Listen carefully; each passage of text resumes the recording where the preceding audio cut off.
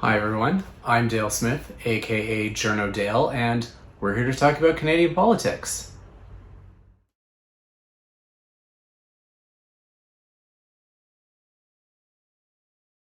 The dispute over the release of classified documents to the House of Commons has gone to federal court. We discussed this a little bit when we talked about what is NSICOP, the National Security and Intelligence Committee of Parliamentarians, but now the focus has shifted slightly differently. Essentially, what happened is because the documents were requested, the head of the Public Health Agency was required under the Canada Evidence Act to notify the Attorney General that these documents were being requested. And this set a chain of events into motion whereby the Attorney General, who is acting in a kind of automatic capacity, so this is a role that the Justice Minister also holds. And in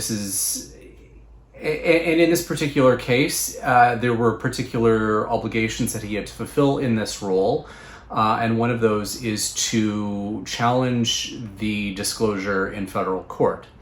So a lot of people are trying to spin this as the Liberals are trying to have something to hide. They're trying to frustrate the will of the House and so on. It's not really that. It's that there are obligations in law that need to be fulfilled. And so these are laws that Parliament itself passed. Therefore, Parliament is kind of coming up against some of its own laws and rules. So the dispute is essentially that there is the underlying principle that Parliament has the ability to order the production of any papers as part of its job, being the grand inquest of the nation. But this is complicated because the way the Canada Evidence Act is written, because this is, classified documents, is created this kind of tension and has these obligations to challenge this production order. So this is going to federal court. The House Speaker, who is acting as the spokesperson for the House of Commons, as is his role, filed a brief at the federal court, which basically says this should be tossed because it interferes with the rights and privileges of the House of Commons. Parliamentary privilege dictates that we should be able to order the production of any documents. And that's kind of how it goes.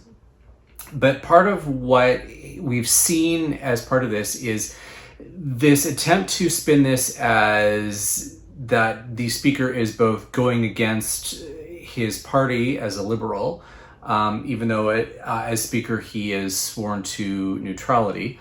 And it's also trying to spin this as the Liberals themselves as a party are trying to keep these documents secret, which is not really true either. And more to the point, they haven't kept them secret. The president of the Public Health Agency, which has a bit of an arm's length relationship with government, being the way it was set up, did produce the documents in a redacted form that went to the committee that requested them, and then to the unredacted form to NSICOP. And that's kind of where the drama over NSICOP happened, where the Conservatives decided that this wasn't good enough because NSICOP is not a parliamentary committee, it's a committee of parliamentarians, and there is a difference, and therefore because it was not good enough, that they wanted to go the route of the admonishing the head of the Public Health Agency at the bar and all that kind of stuff that happened. This is the way. What I'm particularly concerned about is these framing devices and notions that this is somehow a partisan activity and that the speaker is somehow going against his party. And so on. It would be more scandalous if the speaker had sided with his party in order to try and thwart the production of these documents. His role as the Speaker is to protect the privileges and the rights of parliamentarians and the House of Commons itself. So he is fulfilling his role. Partisanship is not really part of this at all. And on the government side, they are acting according to the law. The Canada Evidence Act has these prescriptions in it because this is dealing with classified information. We're not entirely sure what, because it's classified, but there is speculation that this could be related to an RCMP investigation around those two scientists who were fired.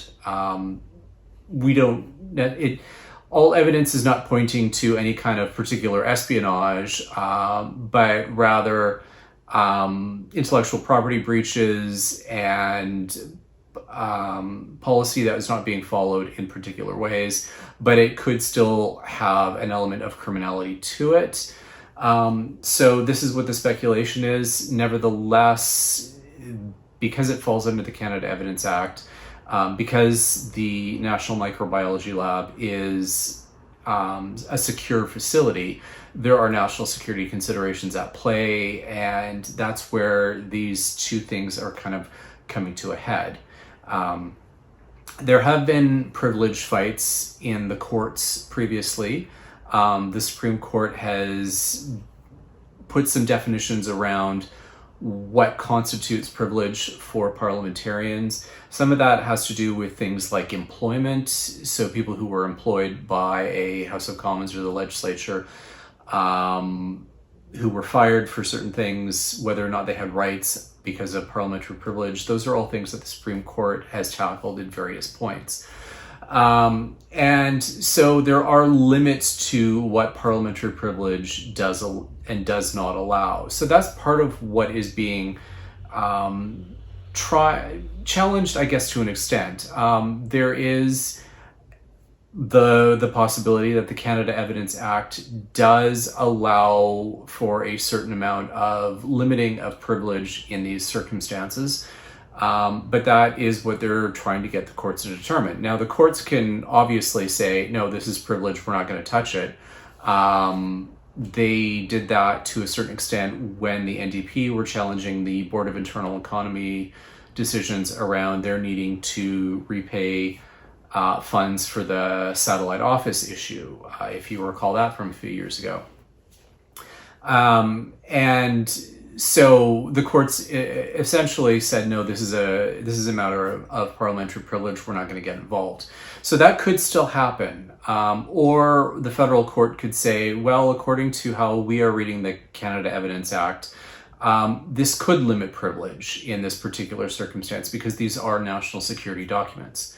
But again, like I was saying, the documents have been released in both redacted form and to NSICOP, and they could have been examined at NSICOP had the Conservatives decided not to politicize it. And as well, they seem to be insisting that they're not looking to see the documents in the unredacted form, but rather they want the House of Commons law clerk to do the redacting and not civil servants who have the training and the security classification in order to put the documents in context and do redactions in that way. There's no real confidence that the law clerk has that training or has that context were he to do those redactions. And this is something that the government had, at the end of the day, tried to come around to negotiating with the opposition parties by saying, okay, if we let the law clerk redact these documents, we want it with the assistance of national security officials so that we're ensuring that there's proper context and proper training so that we're not inadvertently releasing something that could, for example, expose evidence that an ally had provided to us. So these are considerations. There's nothing really partisan about any of this. Although you could say the way in which NSICOP has been politicized as part of this is partisan, that's fair, but what is happening in terms of the unwillingness to produce these documents to the committee in an unsecured, unredacted form, and the way in which the Attorney General was triggered, those are all pretty much automatic under the law and not a partisan consideration on the government's part. So I think those are things that we need to just kind of keep in mind, because this is going to carry on over the summer. This could all fall apart if there is an election, and once Parliament is dissolved, a privilege matter like this tends to die unless the Speaker in the next Parliament, whoever that may be, decides to resurrect it. We will see. There may be interest in resurrecting it in order to get that delineation of whether the Canada Evidence Act does override parliamentary privilege under this circumstance. So that is always a possibility.